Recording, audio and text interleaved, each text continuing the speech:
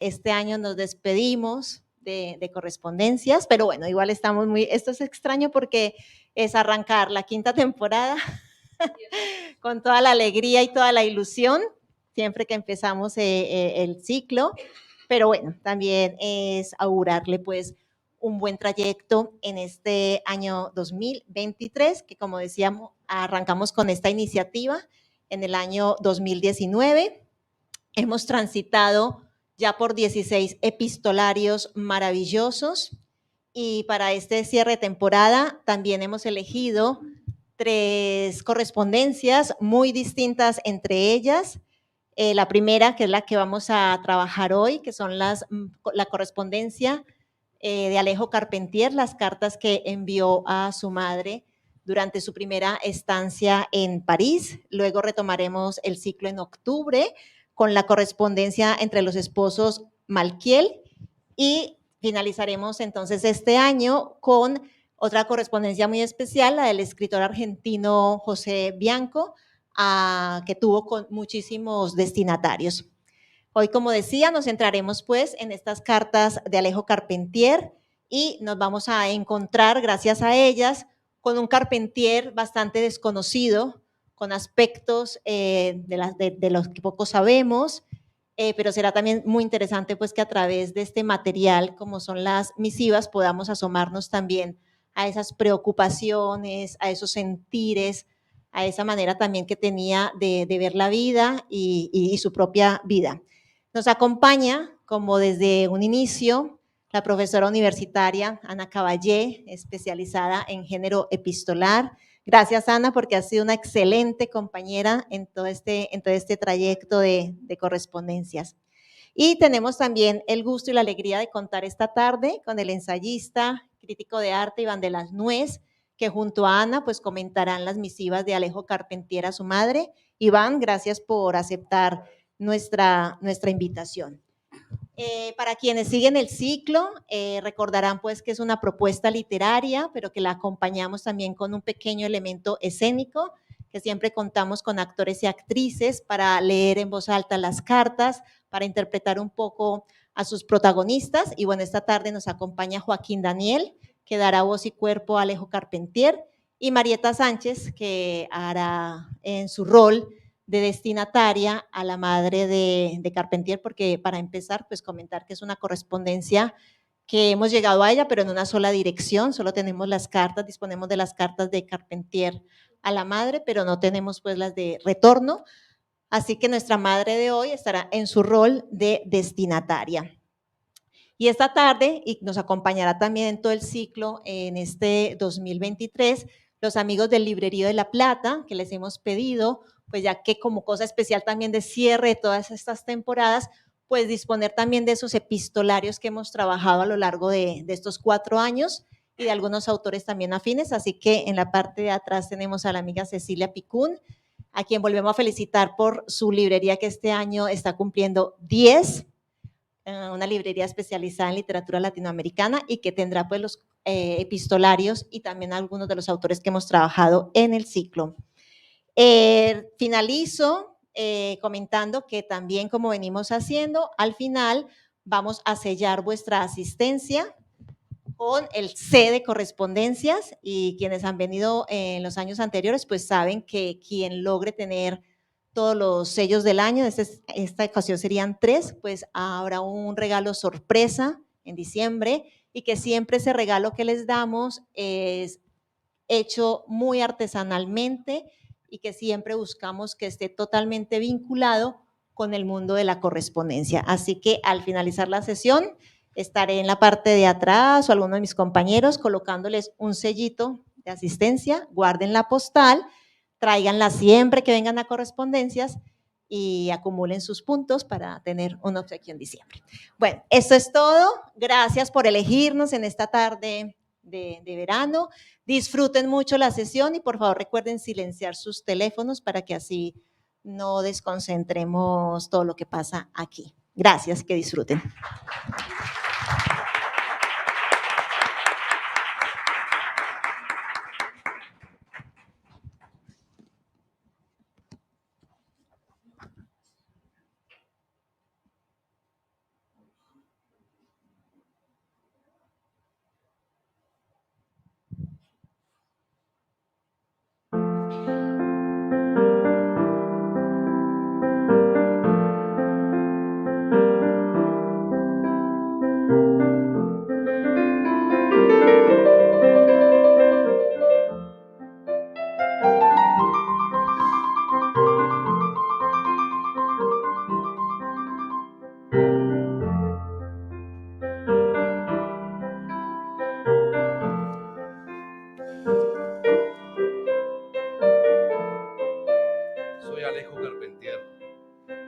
Nací en 1904 en Lausana, Suiza, pero esto no se sabrá hasta después de mi muerte ocurrida en 1980.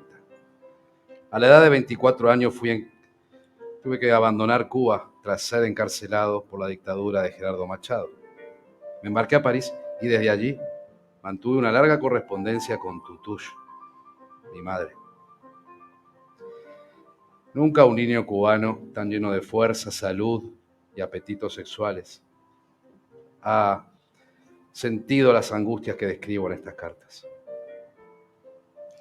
Soy Lina Balmont.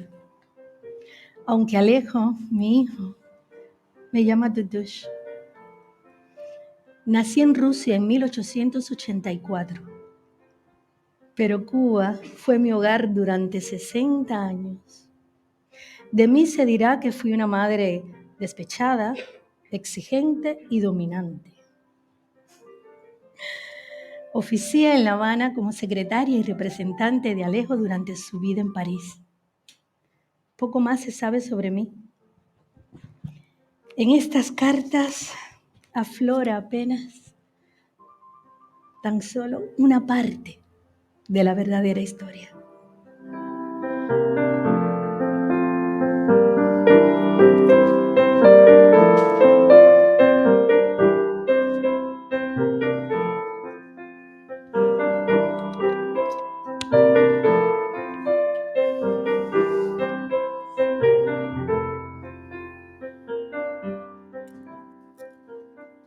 París, 12 de junio de 1928. Querida pequeña, solo te escribo estas pocas líneas para decirte hasta qué punto estoy consternado por lo que he leído en la revista social. Esas notas son exactamente lo que Cocteau llama una metedura de pata maternal. Todavía no he hecho nada y usted ya habla de conquista de París. He caído en un ridículo total. Además, has dado a la publicidad cosas absolutamente personales. Lo de Rostand, lo de Paul Morand, que si te conté es porque te suponía con mayor tacto. Hice bien al no decirte nunca el nombre de la dama que me llevó al teatro, pues lo hubieran publicado también. Todos mis enemigos y los envidiosos se sonreirán con ese artículo para hacerme daño y burlarse de mí. Usted ha seguido conmigo el mismo camino que se sigue con todas las ridículas notabilidades cubanas que llegan a París. Te ruego que ponga fin a todas esas propagandas idiotas y que no me hagas caer en el ridículo a fuerza de tanto amor. Estoy tan triste que hoy no podré hacer nada. Postdata. No publique nada más sin mí. Déjeme escribir. Eso será mi mejor propaganda. Charles Lescar recibirá la revista. Me da tanta vergüenza el arribismo que esas notas podrán hacerle ver en mí que ya no me atrevo a verlo. Y sobre todo, no escribas a Burdeos en ese tono. No le digas ni tan siquiera que te he escrito. Perdóname la dureza de estas líneas, pero estoy verdaderamente apesadumbrado. Me deshice de ese número de social para no ver todo eso. Y pensar que la revista irá a México. Un beso, A.C.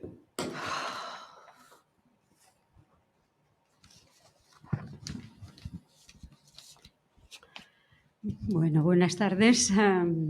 Me sumo a los agradecimientos de Cristina. Muchas gracias por acompañarnos en esta primera sesión. Nosotros vamos al revés y en lugar de cerrar un curso lo abrimos en pleno julio.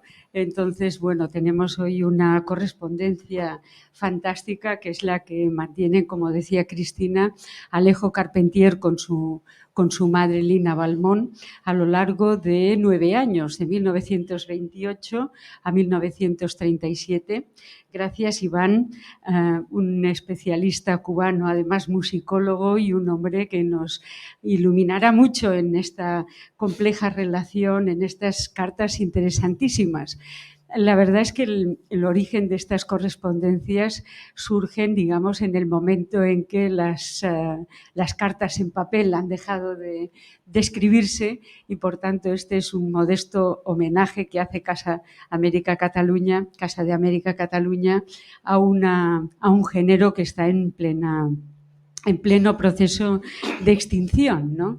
Entonces, aquí hemos contemplado correspondencias muy distintas y hoy vamos a, digamos, a profundizar un poco en la correspondencia entre una madre y un hijo. Vamos a ver la singularidad, digamos, de esa correspondencia, pero elegimos esa primera carta, digamos, como preámbulo, como introducción, porque es muy interesante la forma en que Alejo Carpentier queda traumatizado pocos meses después de llegar a París con 24 años para ganarse la vida como escritor, viniendo de Cuba, y claro, y se ve en la necesidad de contarle a su madre triunfos, algunos ciertos y otros falsos, nada más llegar. Y la madre, o sea, le falta tiempo para, digamos, divulgar en La Habana y en la revista social donde colaboraba Carpentier los supuestos éxitos del hijo, que se ve obligado a contarle a la madre que todo le va estupendamente.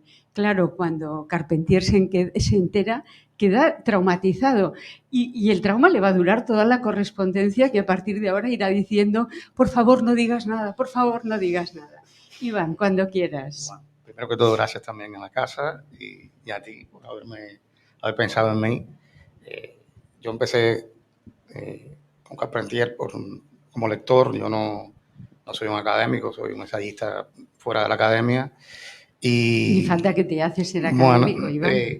pero hay una anécdota que quiero contar para empezar, y es que cuando en el año 74, el 4 se repite, porque la madre nació en el 84, él nació en el 4, la madre muere en el 64, que es cuando yo nazco, y en el 74 mi padre se encuentra con Carpentier y le dice: bueno, no puedo seguir hablando contigo porque tengo que ir a buscarle, a comprarle un regalo a mi hijo de cumpleaños. Y entonces Carpentier le dice: vaya, te voy a dar un regalo que él no va a entender nada ahora, pero se lo va a leer. Y entonces le regala El siglo de las luces, y me lo firma, ¿no? Y entonces fue un regalo que después el libro desapareció. Mi casa era muy desastrosa, la gente entraba y salía, pero esa fue la primera impresión que yo tuve de algo que no comprendía, pero tenía 10 años y mira, tenía que haberlo conservado. Bueno, aquí, esta correspondencia, primero ya habíamos conversado antes, que tiene media pata, por así decirlo. Nosotros no sabemos qué le está escribiendo su madre. Y eso es algo que habría que investigar, ¿no? Esas cartas deberían existir, seguramente existen, y es un hándicap, es un pequeño problema a la hora de valorar la otra personalidad que está inmersa y que debe ser tan fuerte como la del propio Alejo Carpentier, ¿no? Ese es uno de los problemas, ¿no? Pero los planos que tiene son múltiples, primero, porque es un Carpentier que se está autoconstruyendo a sí mismo y lo está haciendo a conciencia. Es decir, a veces es un ser monstruoso, es una persona que tiene un plan y tiene un plan muy ambicioso de obra literaria. Él no fue un escritor precoz, evidentemente es un articulista que se está ganando la vida, está en precario, su padre los abandonó a los 16 años, pero evidentemente él, cuando rompe a escribir y a publicar, salvo la novela del año 33, Sequoia Bao, que La suerte está echada, y que la trató de tapar y ocultar mucho tiempo porque se avergonzaba un poco de ello, le parecía folclorista, etc. Cuando él rompe después con la música en Cuba y con El reino de este mundo, ya sus primeros libros son los libros de un maestro. Es decir, uno no ve nunca a un Carpentier que se está formando literariamente a través de sus grandes novelas y sus grandes ensayos, porque cuando él empieza ya a publicar, es un gran escritor. Las cartas te dicen quizá lo que no te ha dicho ninguna de esas novelas, que es esa estatua que él se está construyendo a sí mismo, que no tiene compasión, no tiene piedad, y que también, y lo dejo aquí un momento, seguramente en el público hay una gran parte de gente que se ha tenido que ir y abandonar a su familia, y por un lado está aquí todo el name dropping de lo que más vale y brilla en la élite europea de la cultura, a la cual él se pega como una lapa y se ve que está intentando trepar en ese mundo. Y por otra parte, algo que le ha pasado a cualquiera que se ha ido y ha dejado a su madre o su padre detrás o a su familia, y es Si le dices lo mal que te va, le vas a ocasionar una inquietud innecesaria, Claro. porque no tiene sentido que la persona sufra del otro lado lo que no puede solucionar y nunca se va a imaginar tu mundo de este lado. Tú sí te puedes imaginar el de ellos, pero ellos no el tuyo. Pero si le dices lo bien que te va o te lo inventas, porque Carpentier infla un poco sus éxitos al principio, estableces un agravio comparativo. Es decir, en medio de la pobreza habanera, la madre está siendo desahuciada de sus casas y siempre va a peor, va a menos, hasta llegar a vivir con $26 al mes, perdón. Y eso también es algo que está en la trama de esas cartas que después podemos comentar un poco más, ¿no? Muy bien, esa observación que haces es, bueno, en fin, es muy acertada porque, claro, en la distancia y con una madre que ha hecho todos los sacrificios para permitir que el hijo triunfe, claro, ¿qué hace el hijo nada más llegar a París? Claro, si le cuentan las dificultades, en fin, lo que has dicho, lo has dicho muy bien, pero lo cierto es que esa carta a él le marca muchísimo porque se imagina lo que pueden decir en Cuba de él con un triunfo que realmente está muy hinchado, como dices, ¿no?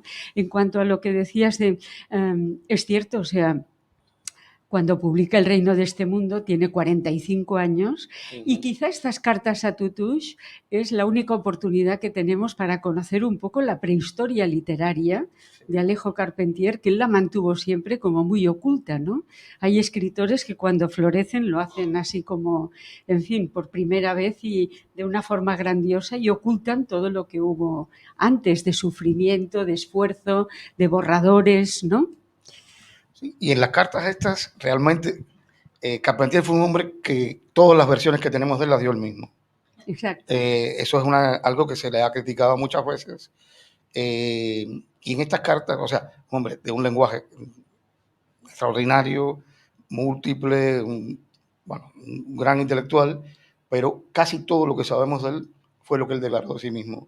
Y entonces, en estas cartas sabemos perfectamente lo que él hará, porque tiene un plan extraordinario, pero no creo que siempre sepamos quién será. Y esa es una doble situación. Yo decía, si un día se hiciera la biografía de Carpentier, podríamos hacer una paráfrasis de su gran novela, Los pasos perdidos, y sería Los pasos medidos, porque evidentemente tiene una estrategia y la cumple a rajatabla, incluso a costa de ser muy injusto, a veces con su madre, muy duro. Bueno, lo que hablábamos también, él llega a establecer una firma para cada estado de ánimo, que seguramente era inconsciente. Lo vamos a ver aquí, sí. Vale, muy bien. Bueno, no, pero acaba. Sí, a veces está triste y le dice tu hijo, a veces le dice Alejo, a veces le dice Carpentier, se afirma, o a veces le dice AC, así. Depende de lo enfadado también que está con ella. Por eso, el estado de ánimo y de enfado le marca la firma de la carta. Sí. Curioso. Muy bien, vamos a seguir con otras cartas.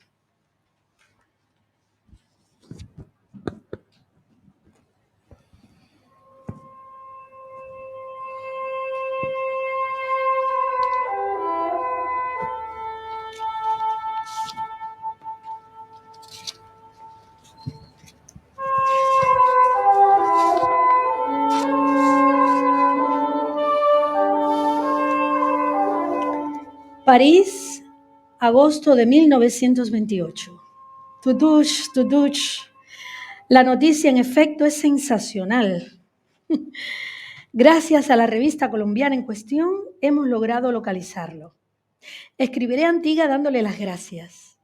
Me pides consejo acerca de lo que debe hacerse. Yo creo que el problema solo tiene una solución. Tú no debes escribir a mi padre. Si alguien puede tocarlo actualmente, soy yo. Por disolventes y agriadas que sean sus ideas, siempre debe quedarle algún reparo en lo que respecta a su hijo. Al menos curiosidad, saber lo que hace.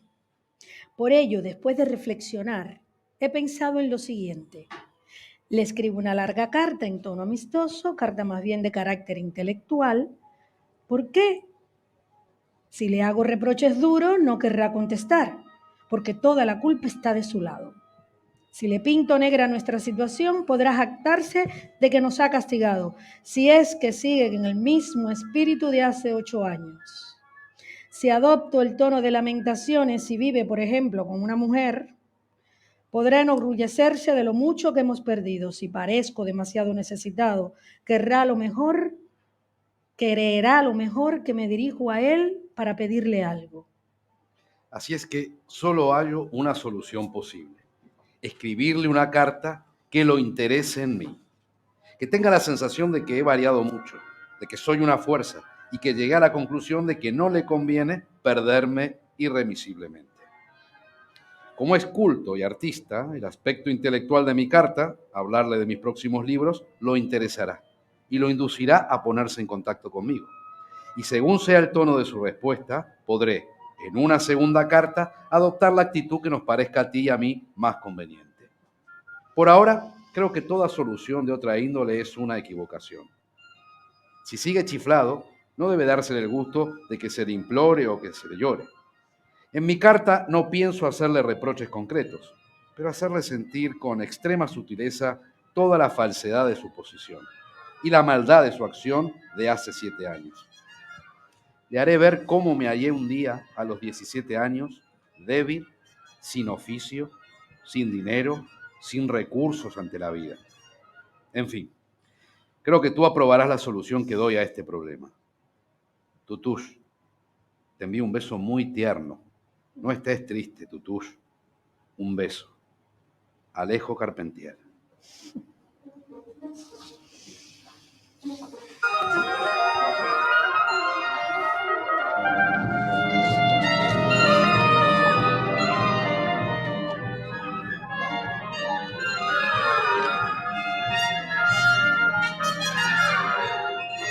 París, 1931.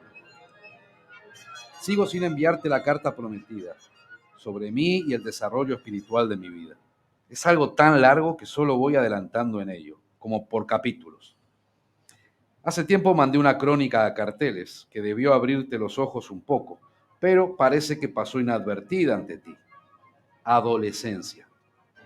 Tú la debes haber encontrado exagerada, porque nunca un niño cubano lleno de fuerza, salud y apetitos sexuales ha sentido las angustias que describo en ese artículo.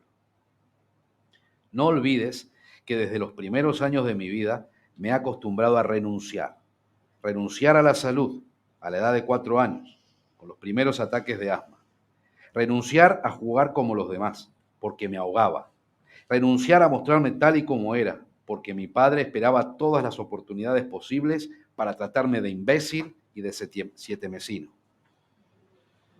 Mi padre me hizo sufrir con todo. Si jugaba a la pelota, insultos. Si no tomaba parte en las discusiones, insultos. Si tenía amigos, luchas continuas para poderlos ver. No olvides que tuve el primer amigo de mi vida a la edad de 16 años, Jorge, el de Loma de Tierra. Después, tratar a los hierros me valió las peores luchas. Cuando quise estudiar, me quiso colocar en casa de un dentista. El piano fue motivo de 1000 discusiones. ¿Tú crees que mi silencio no encerraba un sufrimiento constante? No sé cómo, viviendo en semejante régimen, no me volví un individuo disimulado, hipócrita y malvado. Había motivos suficientes como para que me descarriara. Por eso tengo un recuerdo abominable de mi infancia y mi adolescencia. He comenzado a vivir cuando se fue. Pero como la vida no se aprende en un día, solo en vísperas de venir a París comencé a pensar que era un hombre como los demás y que podía aspirar a todo lo que aspiraban mis semejantes. Parece mentira, pero a causa de la pésima educación de mi padre he tenido hasta hace unos 4 años, lo que Freud llama el complejo de inferioridad, casi una enfermedad moral. A pesar de mis primeros éxitos, a pesar de que la vida comenzaba a sonreírme, me vi durante muchos años como un tipo inferior, feo, contrahecho, sin armas para la existencia. Temblaba cuando tenía que entrar en una oficina o un periódico para hablar de algo. Me acercaba a la gente con el sombrero en la mano como quien pide perdón de antemano. No me imaginaba que una mujer pudiera tomarme en serio. Parecía tímido sin serlo. Temblaba de presentarme en público. A partir de mi regreso de México, a fines de 1926, comenzó a producirse una gran revolución en mis posesiones internas. El hecho de que una mujer como la de Diego Rivera demostrara una violenta inclinación por mí, inclinación que no ocultó nunca, me reveló mis propias fuerzas. Si una mujer así sentía atracción por el niño grande que yo era, ¿no era una prueba de que había algo en mí que no sospechaba? La época de juerga que siguió después tenía un significado más hondo que el de la carrera hacia la diversión. Necesidad de demostrarme fuerzas, necesidad de vencer ferozmente en una noche la mujer que yo elegía en un escenario. Y el día que cubrí de sangre bajo mis puños a un individuo que me molestaba, historia que hasta salió en la semana, fue porque esa noche, por primera vez en mi vida, sentí la necesidad de pegar y de desplegar un vigor animal. Me volví voluntarioso, comencé a juntar dinero para venir a Europa, soporté la cárcel con alegría, comencé a escribir artículos que indignaban a los artistas que no me gustaban. Un nuevo individuo surgía debajo de mí. Y Europa, con la curación casi total del asma que trajo consigo, acabó de hacer de mí el hombre que no admite barreras. He ahí, Tutush. Tal vez estas líneas te sirvan para que me comprendas mejor. Te mando un beso muy, muy grande. Tú que eres el único islote de ternura integral que admito, conservo y exalto en la geografía de mi existencia. Alejo Carpentier.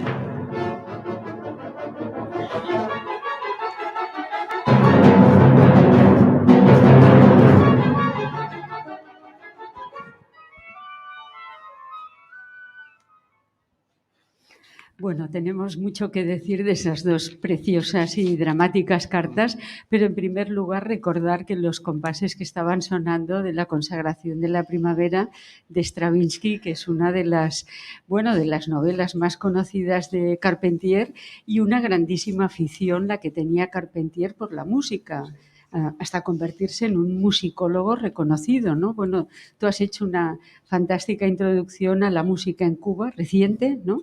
Es su primer libro, ¿no? Del año 42. Sí. Es interesante lo que decíamos, ¿no? Que estas cartas casi empiezan cuando no ha publicado nada y terminan cuando él está a punto ya de publicar la música en Cuba. Bueno, a punto, no tanto, pero ya está definiéndolo. Y en las cartas también cuando él le cuenta a su madre qué está haciendo, él no tiene muy claro todavía si solo se va a enfocar en la literatura. De hecho, porque quiere dirigir una ópera, está trabajando en el ballet, o sea, tiene una serie de intereses y está haciendo crítica de arte. Ya se ve el crítico que es él en las cartas, porque es demoledor con lo que no le gusta y lo dice claramente.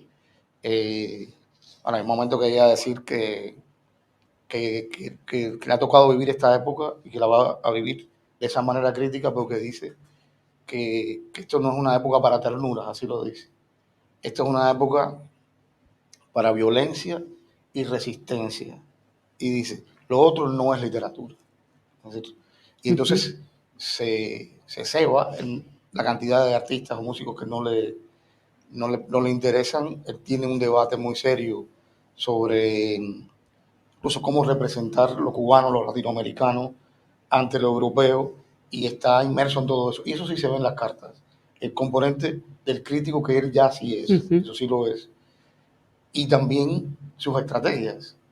No sé, quizás a ti te vaya mejor, como eres un especialista en correspondencia, toda la parte del padre que llega a decir que su infancia es abominable, pero él dice, si yo tengo que cometer inflación, dice así, ¿no? Inflación, pues inflo.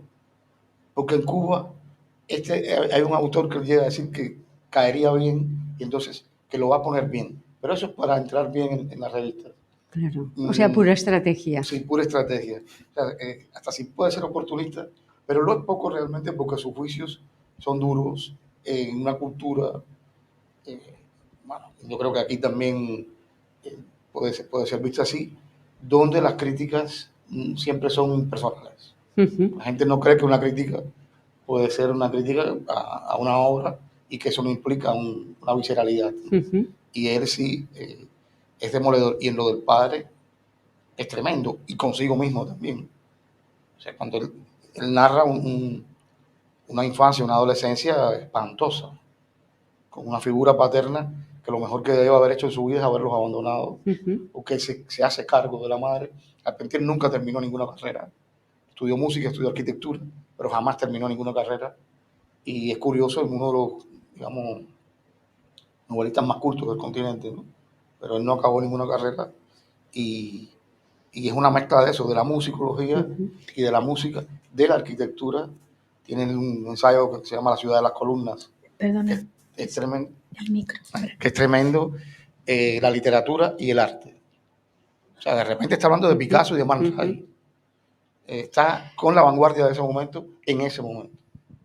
Bueno, hay que decir que Carpentier esos años que vive en París los aprovecha intensamente en todos los sentidos, ¿no? Pero entremos un poco en la figura del padre, porque una de las cosas que descubrió esta correspondencia es el trauma que le supone a Carpentier que a los 17 años su padre, un francés, Georges Carpentier, arquitecto, los abandone sin ninguna explicación, y al cabo del tiempo Carpentier y su madre localizan al padre en Colombia, y entonces es el momento que acabamos de ver donde madre e hijo estudian la estrategia para ponerse en contacto con él, porque en el momento en que el padre en 1921 los abandona, Carpentier y su madre quedan completamente a la intemperie. Entonces, ese para mí es un trauma de Carpentier, porque la obsesión que él va a tener a lo largo de su vida es la estabilidad económica, el triunfo, el salir, digamos, de ese desamparo económico en el que los deja el padre, ¿no? Evidentemente, el padre no se pondrá en contacto con ellos, pero a mí me interesa muchísimo esa idea de Carpentier de decir, no, tú no digas nada, mejor que escriba yo y que le cuente lo bien que me van las cosas, que yo quiero ser escritor, etcétera, porque entonces él se sentirá responsable, si no me van bien las cosas, de mi fracaso, ¿no? Claro. Entonces, ¿cómo, digamos, asume un protagonismo? No sabemos qué pensó Tutush de esa decisión, ¿no? Y no sabemos si Carpentier llegó a escribir al padre. Sí, eso no se sabe. Él le llama el otro. Hablando del otro, me hablas del otro, pues esto es lo que yo propongo. Yo me imagino que le habrá hecho caso, porque se ve que tiene un carácter tremendo, ¿no? Y ella era como su agente. Allí en Cuba era su agente. Y en México, claro. Sí. Le distribuía los artículos. Exacto, los cobraba. Sí. Y él incluso le decía, puedes coger de ahí tanto ante la situación paupérrima que ella tenía. Y el resto me lo envías. Así mismo. Sí, en realidad comparten, ¿no?, el pobrísimo salario que tiene Carpentier con revistas cubanas. Pero, en fin, el padre es el gran ausente, digamos, de esa correspondencia, y yo creo que Iván y yo estamos completamente de acuerdo en hacer un llamamiento a que se escriba una biografía de Alejo Carpentier que ilumine todos esos pasajes oscuros, porque otro de los aspectos que dio a conocer la correspondencia que estamos comentando es que Carpentier había presumido, vamos a decirlo entre comillas, siempre de ser cubano, de haber nacido en Cuba, y las cartas demostraron que él había nacido en Suiza, en Lausanne, en 1904, cuando él sostenía que el padre, George, se había ido a Cuba en 1902, ¿no? Entonces, bueno, son cartas muy iluminadoras y es una lástima que esa biografía de Carpentier no se haga. Tendrías que hacerla tú, Iván. No. Pero lo que es curioso también es que esto ha sido utilizado para atacarlo, pero lo curioso, bueno, pasa con lo que le pasaba también a Cortázar, es que él todo el tiempo, incluso cuando más pesado se pone, él tenía un acento totalmente francés, hablaba afrancesado. No pronunciaba las R's. No arrastraba la R y tal, pero él todo el tiempo se califica como cubano. El padre era un francés, la madre es rusa, y, y él estuvo ahí. No es la única, o sea, en la literatura cubana hay gente que son al revés, que han nacido de milagro en Cuba, o está como José Coser, pero en realidad es una familia que está huyendo de los nazis, de fascismo, etcétera. Él nace en Cuba y crece en los Estados Unidos, entonces y siguen siendo siempre muy cubanos, o Calvert Casey, o hasta Italo Calvino, que algunos hemos intentado arrastrarlo porque nació de casualidad de ahí. Él siempre dice que él es cubano en las cartas. Él Bueno, no... perdona, y su obra es profundamente cubana. Sí, sí. Hay un momento que dice, yo no sé si eso puede ser posible, un auditorio, a no ser que estuviera realmente en un gran teatro. Pues dice, imagínate mamá, bueno, nunca le dice mamá a Tutuch, que he tenido que defender la rumba ante un auditorio de 2.000 personas. Eso es un concierto. Eso es un mérito, ¿eh? Sí, claro, pero el auditorio, ¿cuál sería? No hemos comentado el apodo de Tutush, que tampoco sabemos exactamente de dónde procede, ¿no? Pero lo podríamos traducir quizá por el tush y el toque y tal de mi caricia o algo así, o mi toque, mi caricia, Sí, ¿no? O sea, tócalo todo, no sé, quizás tócalo todo, no Quizás. sé, pero es curioso. A mí me gusta mucho pensar que es como mi caricia o mi, Sí, ¿no? mi cariño, no sé, sí, Sí, algo mi así cariño, como algo, ¿eh? muy táctil y cuando es tierno, la verdad que es tierno. Muchísimo. Eso es verdad también. Bueno, seguiremos Ella leyó. hablando de la madre. Muy bien. Seguimos con las cartas.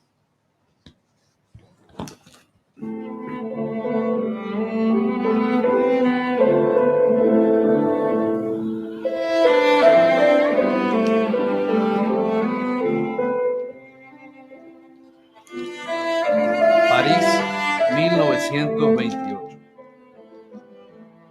Tutush, Tutush.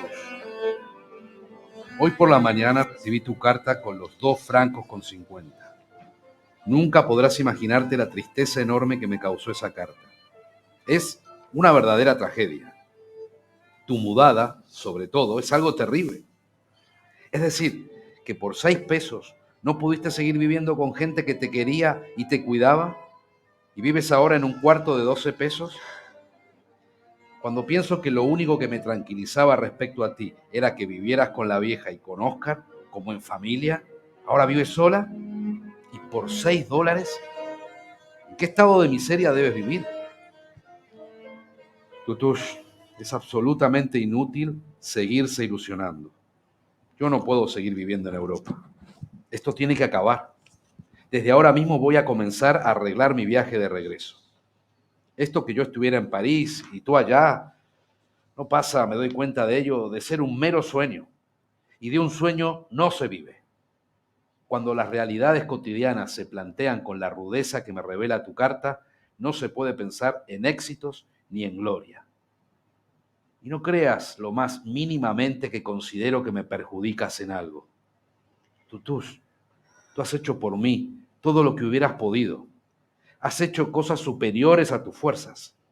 Eres lo único de valor que tengo en el mundo y no voy a dejar que a estas alturas, después de tu abnegación, de tu heroísmo, estés padeciendo por querer mantenerme una situación que no es más que una situación falsa.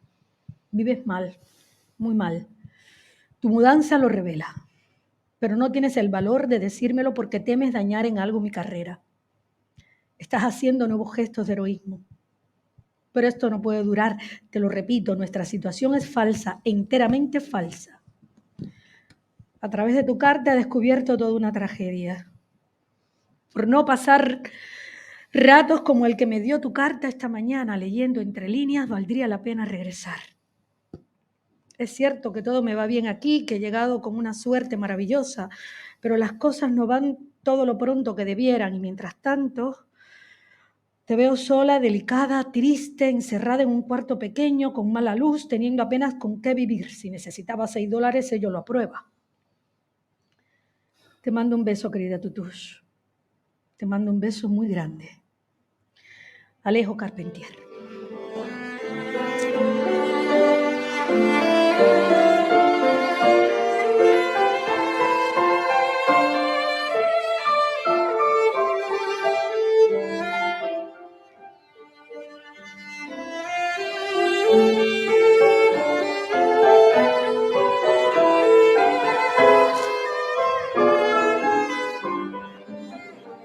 París, 1930. Tutush, tutush. He recibido ayer tu espantosa carta número 5. Y la llamo espantosa porque es la carta que más daño me ha hecho desde que estoy en París. Hacía tiempo que me preguntaba cómo vivías. Al fin tengo contestación. $26 al mes. Esto quiere decir rotundamente que vives en un verdadero solar, que pasas hambre y que no tienes un centavo para nada. ¿Dónde se puede vivir en La Habana con $26 al mes? Estoy literalmente espantado. $26. Estás literalmente perdiendo toda tu salud a fuerza de no comer. Con ese dinero no puede ni comerse en la fonda de chinos y además pagar el alquiler. Pero, ¿en qué clase de casa vives? Si en un solar las viejas pagan 6 y 7 pesos por una habitación. Tú me hablas de que no duermes muchas noches. Tu carta número 5 me ha quitado todo valor ante la vida. Anoche no he cerrado los ojos y creo que pasarán muchos días más antes de que pueda dormir una buena noche. Es espantoso. Y toda la tragedia de la ropa que te falta. Todo el mundo acusándome, con cierta razón, de mal hijo. Blanquita y toda la gente dándose cuenta de tu miseria. Y tú, que ya no has tenido una existencia muy feliz y alegre, reducida a tu edad a semejante estado de indigencia. Y todo por culpa de mis ambiciones, estúpidas, de mis deseos de llegar, de tener un nombre universal. ¿Para qué? Todas estas tonterías no tienen más resultado, hasta ahora, que el de hacer vivir en la miseria a una madre que se lo merece todo. Hoy he aprendido a odiarme a mí mismo. Solo tengo una ambición: regresar cuanto antes para sacarte del estado en que vives. Un beso, Tutu. Alejo Carpentier.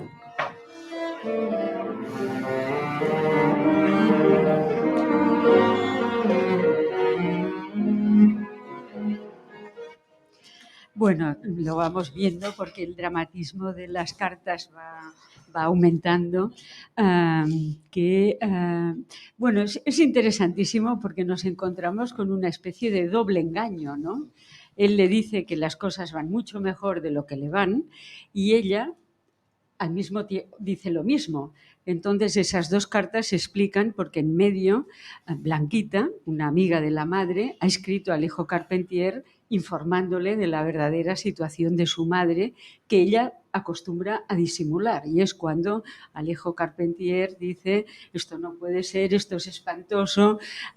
Pensemos que ella está viviendo en una habitación, primero en una y después en otra mucho más económica, es decir, que vive en unas circunstancias de una casi extrema pobreza. Entonces, bueno, me parece muy interesante, ¿no?, esa correspondencia en la que los dos, para que el otro no sufra, ocultan la verdad y acaban sufriendo muchísimo.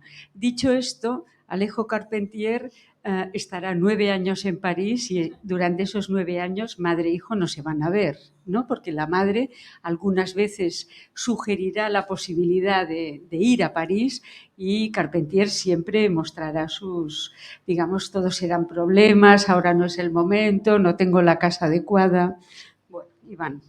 Sí, es así, es como un cruce pero 9 años son muchos años. Son muchos años, sí. La verdad es que ahí está toda esa parte precaria. Incluso hay un momento de las cartas que le dice, somos pobres, pero tenemos una riqueza espiritual, llega a decirle, pero es evidente que él no le están yendo las cosas como él quiere. A fin de cuentas, el dinero le sigue llegando desde allá, desde América Latina. O sea, Cuba y México son sus lugares donde él puede publicar. Uh-huh. Y tiene un problema también, que es que solo puede dar noticias desde donde él está. Se le hace cada vez más difícil participar del debate intelectual propiamente cubano, que le interesaba mucho, porque si le contratan esos artículos, es precisamente para que hable de lo que está pasando en el mundo Uh-huh. a esos cubanos y América Latina, ¿no? Y entonces esa es una gran contradicción. desde la primera carta, que es anterior al 28, la del 26, que es el viaje en el barco, uno se da cuenta que él tiene unas contradicciones grandes, tú los has apuntado, con el tema del dinero. Yo me recuerdo también, por ejemplo, la correspondencia de José Lezama Lima con su hermana, que están hablando de política, ya después de la revolución, la hermana se va a los Estados Unidos, él se ha quedado, pero va intercalando, me hacen falta sobres de sopa, maquinillas de afeitar, no sé qué, y tal. Aquí no es eso, aquí solo es dinero, pero desde que él se va tiene esa ambición de dinero. De hecho, es un hombre muy contradictorio porque tiene un pensamiento de izquierdas, pero tiene ambiciones burguesas y casi aristocráticas. Y eso es una paradoja también como para investigar. Él quisiera vivir como vive el músico Villalobos, como vive Cocteau, se queja a menudo de que ellos tienen vacaciones y él se queda solo en París, si no tienen nada que hacer ni dónde ir. Y eso es una paradoja evidente que tiene. O sea, es un hombre que vivió en contradicciones casi de claroscuros. Por su nacionalidad, por la contradicción de su nacionalidad, por ser un progresista elitista. O sea, le interesa la cultura popular, pero sabe que quiere estar en la élite y no cualquier élite. Y ahí va. Y yo creo que esto es un estigma que él lleva y que por eso quizá lo llevó, ya eso ya es una especulación, a buscar el triunfo de manera aún más desmedida. Hay un momento en que tú piensas que él no solo le interesa la literatura, también el premio hacia la literatura y el premio hacia autor, que él no concibe escribir sin premio. Y eso se va desgajando en estas proto-literaturas que son estas cartas, ¿no? Bueno, sí, realmente la ambición de Carpentier, o sea, sorprende mucho porque en realidad es un crío, 24, 25, 26 años, y está solo pensando en cómo hacerse un lugar en el mundo, en la sociedad.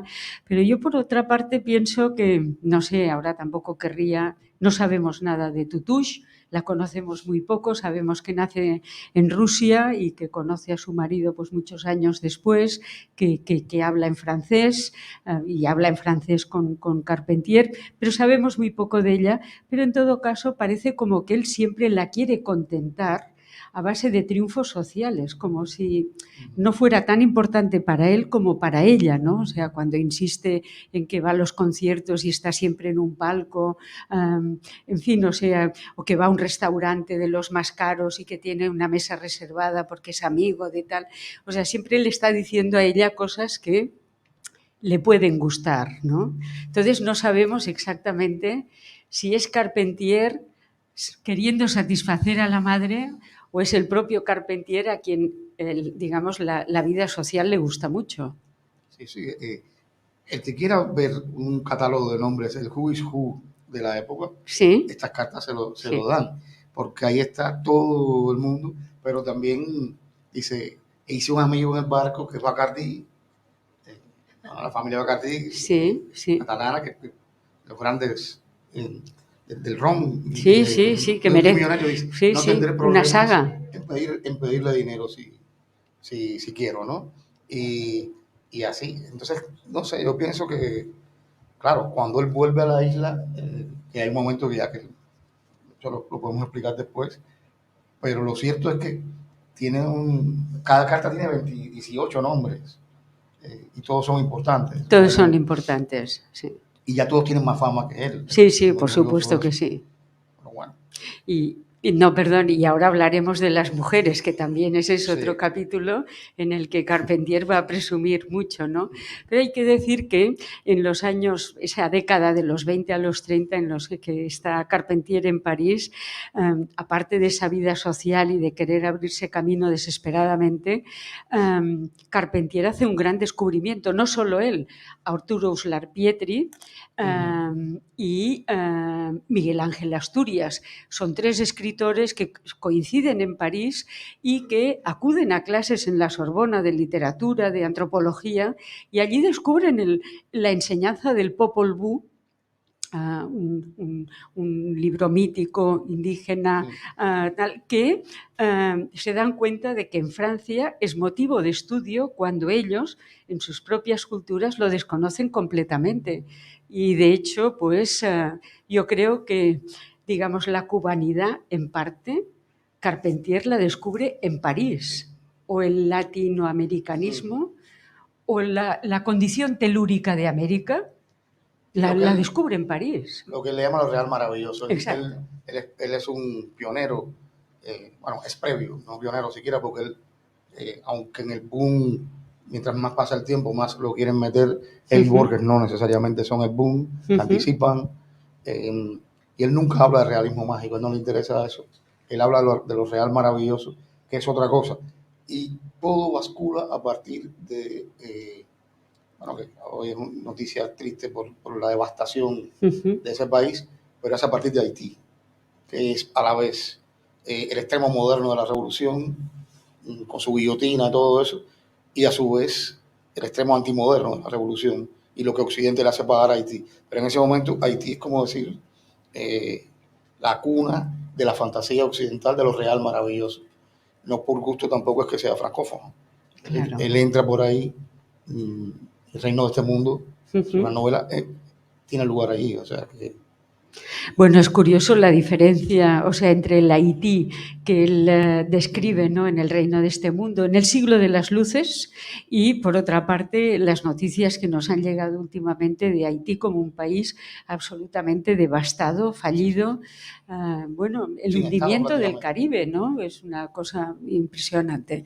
Bueno, sigamos con las cartas.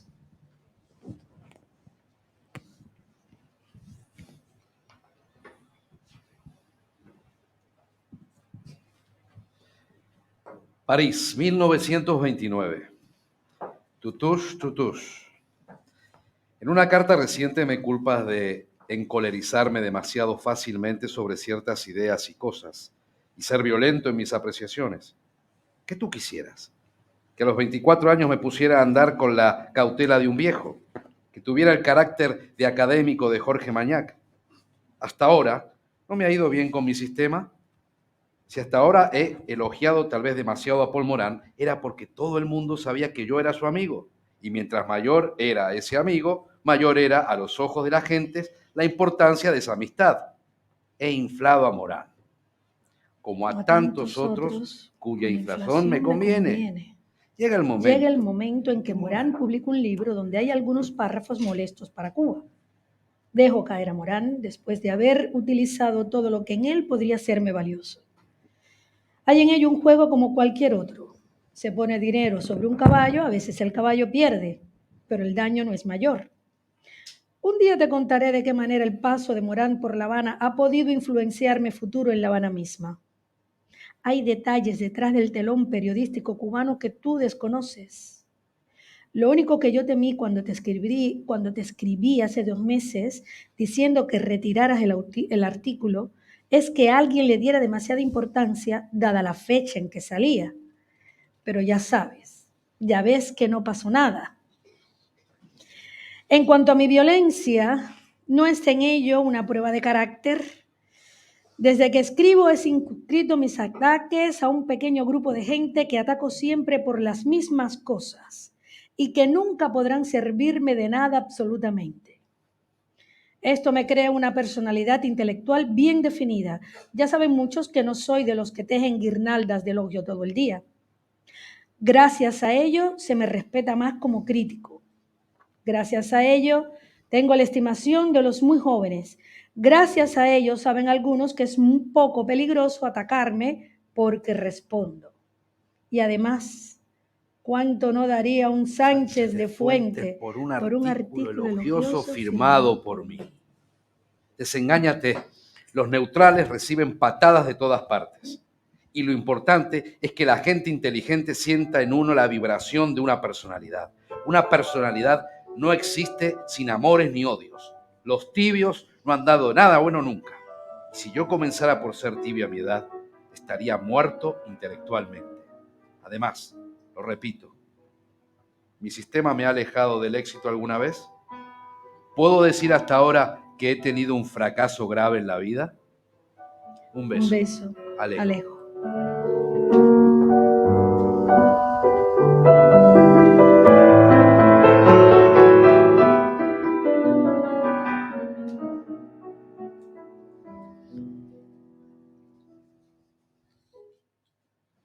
Bueno, antes él señalaba que su padre le había generado un complejo de inferioridad, ¿no? Porque siempre le trataba de inútil, lo insulta, etcétera, pero en todo caso ese complejo de inferioridad ha quedado ampliamente superado, ¿no?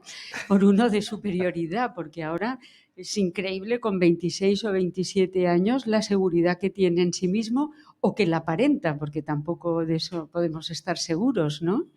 Pero, ¿qué le pasa con Paul Morán?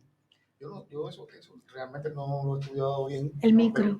Ay, perdón. Eso no lo he estudiado bien, pero yo lo que creo ahí es que cree en la grandeza de su... O sea, que esa amistad no es un amigo, es una amistad que lo enaltece a él de algún modo. Y es estratégico, porque él lo dice a las claras. A mí me parece que lo que pasó con Paul Morán es que no cayó bien en La Habana y que eso lo puso a él en entredicho en la situación precaria que tenía con carteles, con social, con las revistas en las que él trabajaba. Pero en lugar de esquivarlo o matizarlo, se mantuvo en sus 13. Hay que decir que también Carpentier tuvo otra escuela, que fue la cárcel. Muy joven fue a la cárcel, y eso quizá entre lo de las mujeres y lo de la política en Carpentier, que también fue muy complicada hasta el final de su vida, son los otros dos grandes temas de las mujeres y la evidencia de que su madre tenía un control de su vida sentimental importante. Por eso hacen falta las cartas del otro lado, y también la parte política, que es una parte política obvia de militar en un partido, etcétera, que lo llega a plantear al final de las cartas, pero también la política intelectual que se está haciendo a sí mismo. Y Morán ese era el puente, yo creo, para entrar por la puerta grande en Cuba, porque él lo que en el fondo no solo quiere triunfar en el mundo, él quiere tener un regreso casi de odisea, regresar y por lo grande. Y si no ha regresado, es precisamente porque no ha triunfado. Y ese es el doble juego que a mí yo intuyo que está haciendo. No quiere ser solo un intelectual insular, pero sí quiere volver, y volver en una situación, en una condición de triunfador.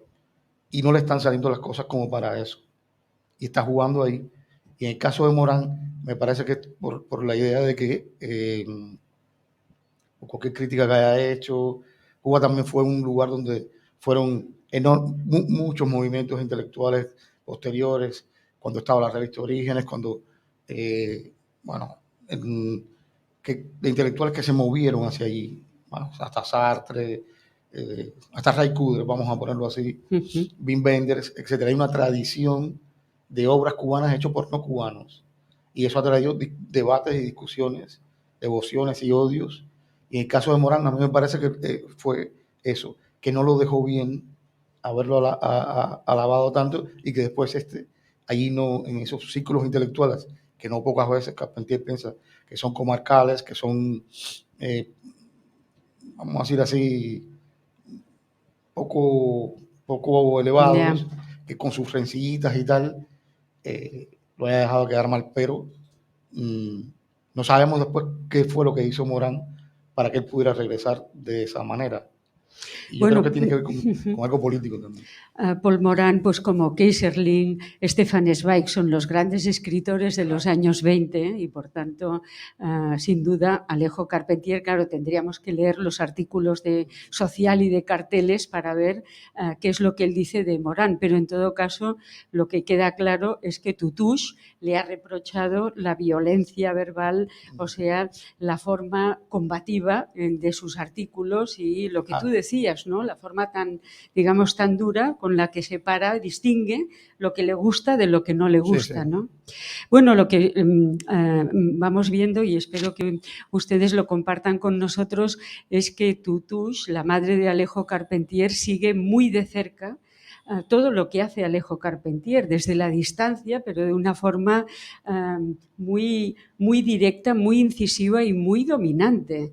De hecho, ahora lo vamos a ver en alguna carta en relación a las novias de Alejo Carpentier, pero es una madre que incide, o sea, de una forma muy directa sobre Carpentier, ¿no? Prácticamente no le deja respirar porque le pide explicaciones de todo, de su vida social, de la económica, de tal, o sea, esto me has dicho que lo harías, pero no lo has hecho. Lo imaginamos por la forma en que él contesta y se justifica, ¿no? Por ejemplo, hay unas cartas que no hemos podido seleccionar donde él va anunciando un viaje a Madrid, ¿no? A España. Finalmente lo hace en el año 33, pero lo viene anunciando desde el año 29, que lo van a invitar, que va a dar un ciclo de conferencias, va a ser todo estupendo. Y la madre le va preguntando, pero bueno, ¿cuándo vas a Madrid? No, bueno, porque ahora no. Y así van pasando 4 años hasta que finalmente le dice, bueno, voy a Madrid, ¿no? Entonces, bueno, es una madre potente, ¿eh? Sí, sí. Muy bien, vamos a seguir con las cartas.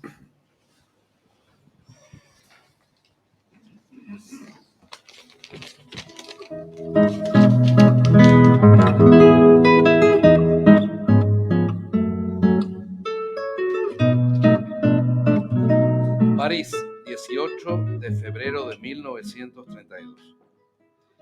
Tutush querida. Por primera vez desde que me escribes sobre distintas cosas, me haces alusión al matrimonio en tu última carta. Te diré rotundamente que pocas cosas en el mundo me inspiran más desconfianza, más susto si quieres, que una ceremonia de casamiento. Estoy en una época en que necesito una independencia absoluta y completa para el desenvolvimiento de lo más positivo en mi vida, mi carrera. Y siempre, por buena, por comprensiva, por rica que pueda ser una mujer, acabará siempre por ejercer sobre mí una suerte de freno en mis acciones. Es inevitable. En general, y perdóname la inmodestia, creo que puedo comenzar a poder hablar de la mujer con conocimiento de causa. Desde la edad de 17 años he estado rodeado de mujeres, de todas las amistades. La de la mujer es la que prefiero. Necesito del calor y de la paz que comunica su compañía. Y temporalmente la necesito también. Y algo que me prueba que sé tratar a las mujeres es que de todas las que he conocido íntimamente, no hay una que no haya quedado, después de terminadas nuestras relaciones, en perfectas disposiciones hacia mí. Ninguna puede reprocharme nada. Aún cuando me he alejado de ellas, lo he hecho con tal suavidad y sin brusquedad que he estado libre de nuevo antes de que ellas mismas se dieran cuenta. Todas las mujeres que he podido querer me escriben de cerca o de lejos y todas hablan bien de mí. Mi experiencia en este terreno es más vasta de lo que parece, sin presumir de conquistador. Desde que estoy en Europa he tenido relaciones con mujeres muy interesantes y de muy diversas nacionalidades. Una de las mejores escritoras de Francia ha sido mi amiga durante un año. Con una rusa, esposa de un diplomático, he tenido una historia importante. Con la viuda de uno de los mejores abogados de París he vivido durante 1 año y 2 meses bajo el mismo techo, tiempo que transcurrió sin una sola discusión, sin un solo momento de mal humor, sin una desaveniencia. Todas afirman que las he cambiado totalmente, haciéndoles ver las cosas de distinta manera.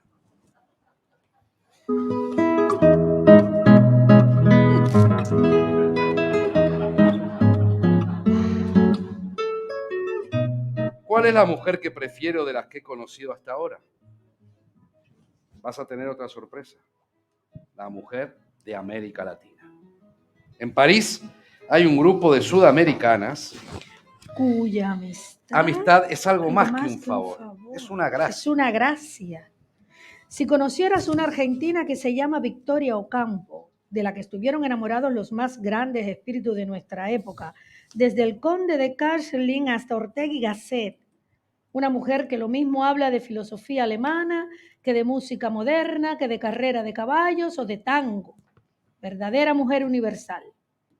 Si conocieras a la prima de un amigo mío, venezolana, que a la edad de 22 años habla 5 idiomas, ha leído todo lo legible y sabe tanto de música como yo. Si conocieras a ciertas mujeres que frecuentan los tés en casa de Huidobro, chilenas, que unen a una inteligencia superior un sentido de la vida, verías que tengo razón. Son mujeres integrales, completas, Mm. fuertes, sin límites. Han sabido establecer un equilibrio perfecto entre el espíritu y la vida, el resultado más difícil al que puede llegar un ser humano. En fin, en un sentido o en otro, tengo todavía terror al matrimonio y creo que pasarán algunos años antes que piense correr esa aventura. Un beso muy, muy tierno, Alejo Carpentier.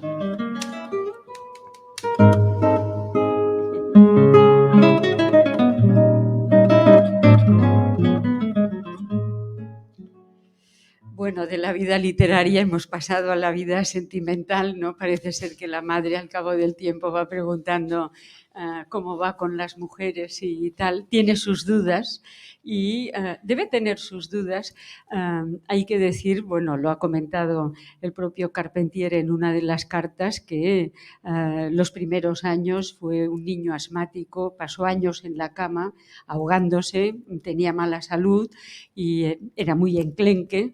Y por tanto, digamos, quizá la madre, bueno, se preocupa por si, en fin, este hombre puede tener una vida sentimental plena, no lo sé. Pero el caso es que es una exhibición es de una presunción, ¿no? Pero por lo visto tuvo una vida sentimental muy activa, ¿no? En París. Sí, y A ver. hay otra carta, que no sé si la leeremos, no me acuerdo ahora, Sí. donde él compara todas esas virtudes latinoamericanas con no tantas virtudes que encuentran las mujeres francesas. O sea, es lo contrario. Él piensa que son demasiado libres, que el día que una mujer escoge un marido también escoge un amante, etcétera. Y él dice, dime anticuado. Pero, o sea, que ahí él se comporta como un hombre que no quiere pasar por ahí. O sea, no se va a casar con esas mujeres francesas y entonces narra todas las infidelidades, etcétera, que ya no le gustan tanto, ¿no? Uh-huh. Hasta ahora él se considera un príncipe, un gran conquistador. Llegan a ser como él, a saber de música tanto como él o casi, etcétera, pero parece ser que se casa en secreto en los años 30, según dice Roberto González Echevarría, sí. Y no se lo dice a la madre. No, y luego su esposa final, o sea, que después se queda al frente de la Fundación sí, Carpentier, sí.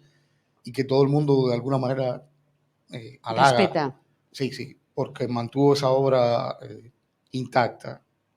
Es decir, no se han publicado y los ha dejado, inéditos, etcétera. No se ha tocado lo que él no dijo que se podía publicar y eso ha sido a rajatabla.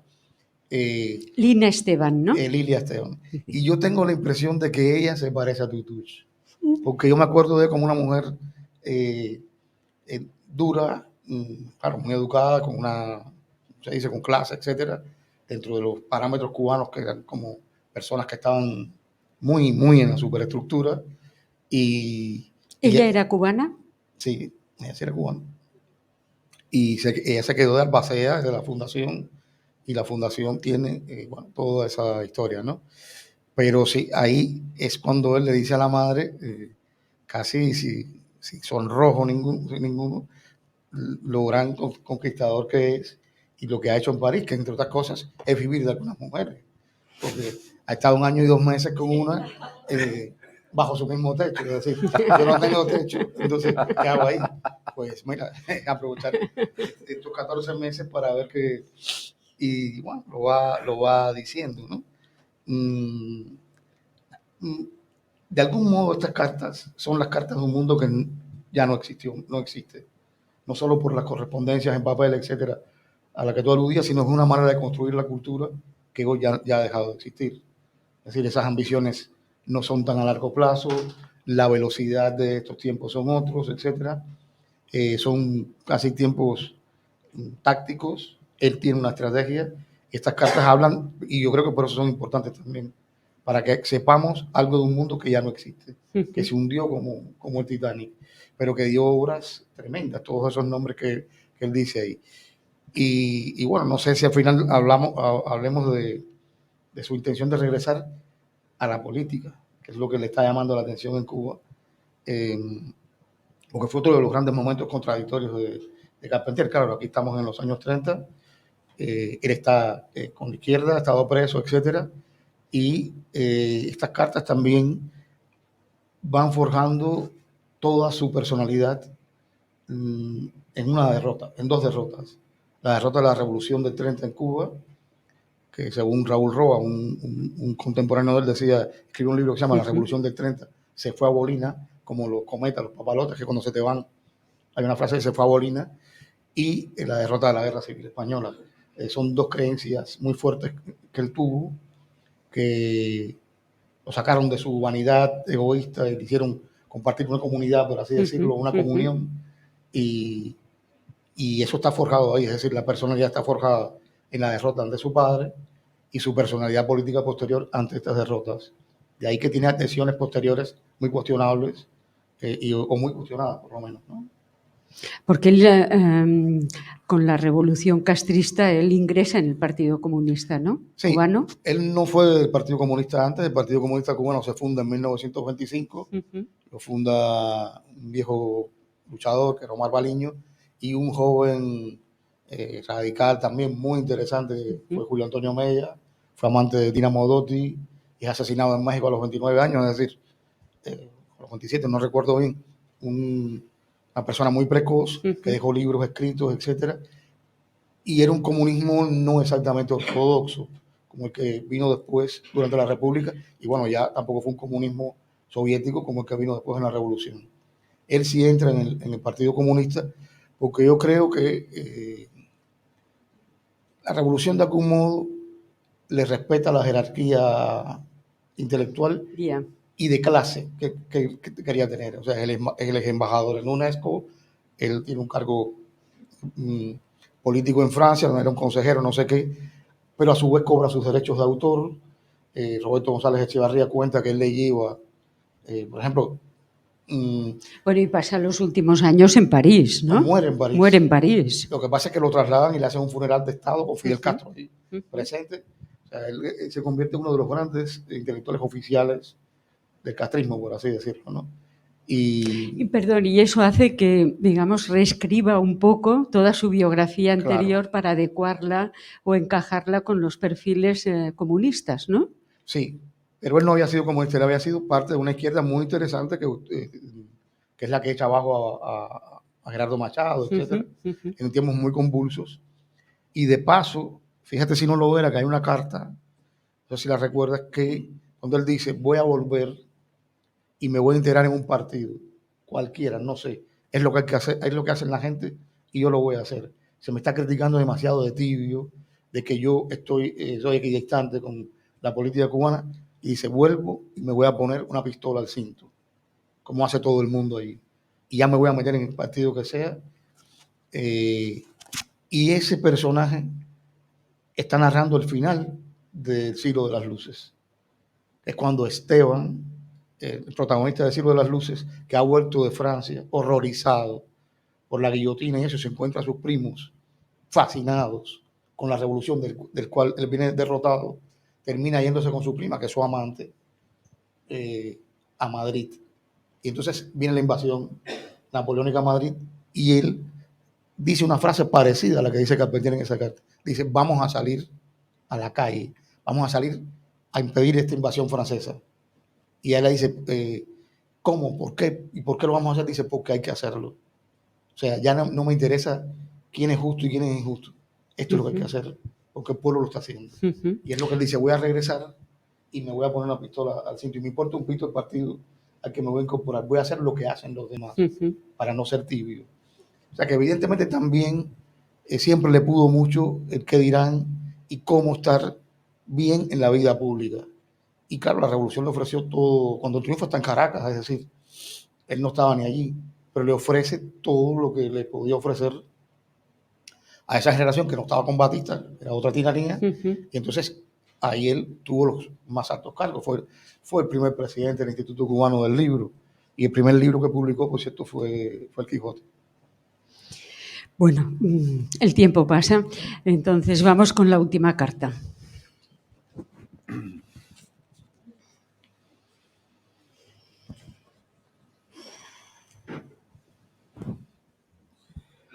París, 4 de septiembre de 1933. Tutús, tutús. Tu carta anterior hablándome de Maggie me ha producido un gran alivio. No te niego que yo renunciaba a ella por ti, por tu tranquilidad. Tú pasarás siempre primero para mí que cualquier mujer. Pero te confieso también que tus cartas de hace algunas semanas me habían entristecido mucho. Yo encontraba tan duro de tu parte que hicieras lo posible por alejarme de la primera mujer con quien tú sabías que tenía una relación muy seria. Y Maggie, en todos mis momentos difíciles, morales o materiales, me había sido un alivio tan grande. Francamente, yo encontraba que se producía en ti el fenómeno de celos con el hijo que tienen tantas madres, por un proceso biológico perfectamente legítimo, pero que yo no creía encontrar en ti. Tus cartas, aconsejándome la separación a toda costa, pero al final la situación ha creado sus propias normas. Maggie sabe que quiero ir a Cuba en el invierno. A pesar del dolor que le ocasiona separarse de mí, está perfectamente de acuerdo que es necesario. Ella piensa ante todo en mi conveniencia, en mi porvenir y en mi vida. Pudiendo ir a España conmigo no fue para que su presencia no me molestara en mis negocios y visitas. Y acepta valientemente la separación con la esperanza de que no lo olvidaré y que me volverá a ver algún día. Tú ves que no es la mujer oro que tú creías y que la tengo perfectamente dominada y conquistada a mis intereses morales y materiales. Es una gran aliada. Nunca fue una enemiga. Tú no sabes hasta qué punto esa mujer, formada y hecha por mí, me ha ayudado.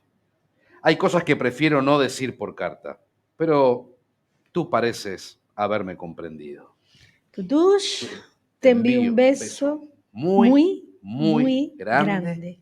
Alejo Carpentier.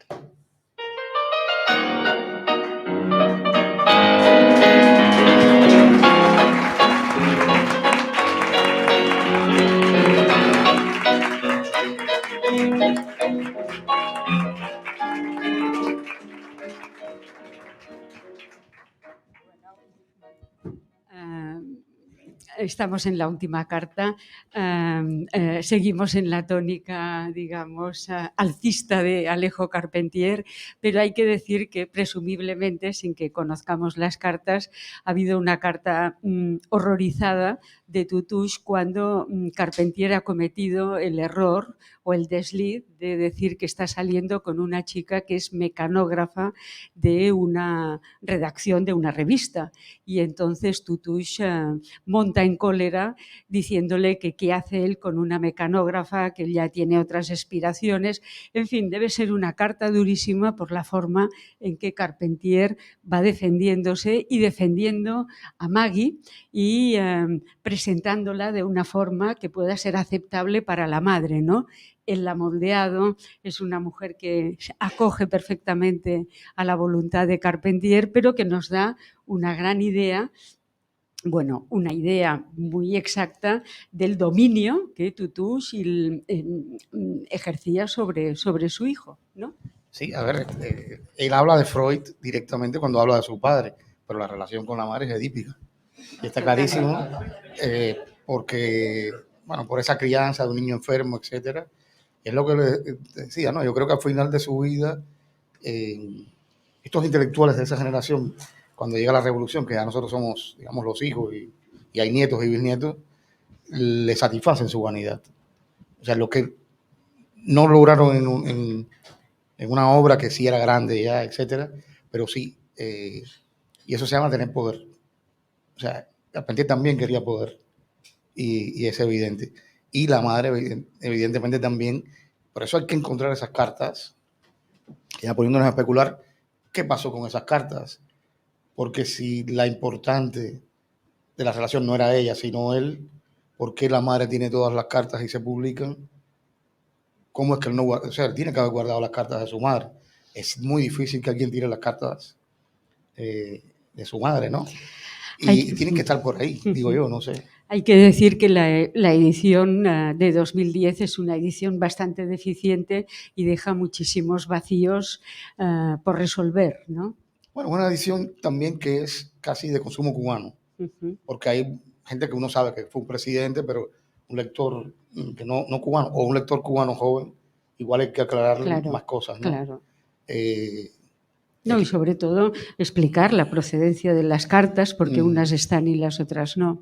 Bueno, en todo caso, muchísimas gracias, No, a Iván. ti. Muchísimas gracias a ustedes por acompañarnos en esta primera sesión de la última temporada y les emplazamos el 10 de octubre porque vamos a ver una correspondencia muy curiosa. No la hemos tenido hasta aquí, que es la correspondencia de un matrimonio de filólogos, Raimundo Malquiel y María Rosa Lida, y es una correspondencia, digamos, seria, pero muy interesante. Muchísimas gracias y buen verano.